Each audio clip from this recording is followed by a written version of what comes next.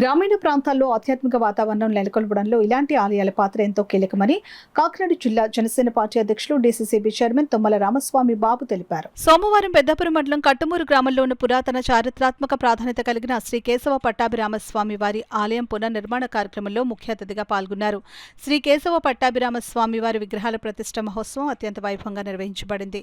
ఆలయ కార్యనిర్వహణ అధికారి కాట్నం జగన్మోహన్ సాలువతో సన్మానించి స్వామివారి చిత్రపటాన్ని అందజేశారు. అనంతరం ఆలయంలో బాబు ప్రత్యేక పూజలు నిర్వహించారు.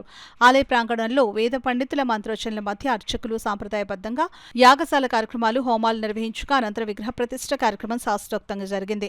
ఈ సందర్భంగా శ్రీ తుమ్మల రామస్వామి మాట్లాడుతూ పురాతన దేవాలయాలు పునర్నిర్మాణం ద్వారా మన సంస్కృతి సాంప్రదాయాలు తరతరాలకు చేరుకుంటాయని పేర్కొన్నారు. గ్రామీణ ప్రాంతాల్లో ఆధ్యాత్మిక వాతావరణం నెలకొల్పడంలో ఇలాంటి ఆలయాల పాత్ర ఎంతో కీలకమని తెలిపారు.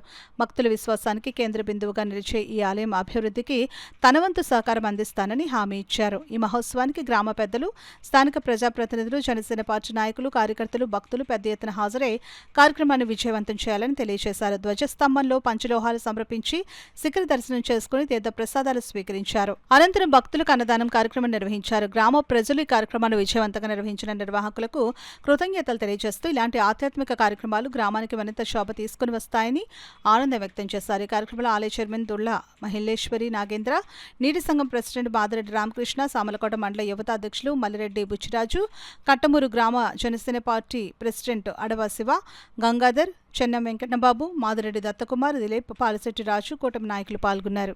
మళ్ళీ కూటమి ప్రభుత్వం అధికారంలోకి వచ్చిన తర్వాత ఏదైతే ఆ రోజు మరి ఎక్కడైతే మెడ వరకు కూడా ఒక మనిషిని ప్రాణాలు తీసేటప్పుడు ఏ విధంగా మరి దుందడుగు చర్యలు పాల్పడతారో ఆ దుండగులు మరి సాక్షాత్తు శ్రీరాముల వారిని కూడా మెడ దగ్గర నరకవేసి మరి ఏదైతే పాపానికి మూడగొట్టుకున్నటువంటి గత వైసీపీ ప్రభుత్వం చేసినటువంటి పరిస్థితుల వల్ల ఈ రాష్ట్రంలో ఉన్నటువంటి ప్రజలందరూ కూడా మరి సుఖశాంతులతో ఉండాలని మరి గత ప్రభుత్వం చేసినటువంటి పాపాలని శుద్ధి చేసే దిశగా ఈరోజు రాముల వారిని కానీ సీతాదేవి లక్ష్మణుల వారిని రామతీర్థంలో మొదలుకొని మరి ప్రముఖ పుణ్యక్షేత్రమైనటువంటి సింహాచలం కానీ అనకాపల్లిలో ఉన్నటువంటి ప్రముఖ దేవాలయాలు, అన్నవరం సత్యనారాయణమూర్తి దేవాలయం, అలాగే పిఠాపురం నియోజకవర్గంలో మరి పవన్ కళ్యాణ్ గారి నేతృత్వం వహిస్తున్నటువంటి ఈ నియోజకవర్గంలో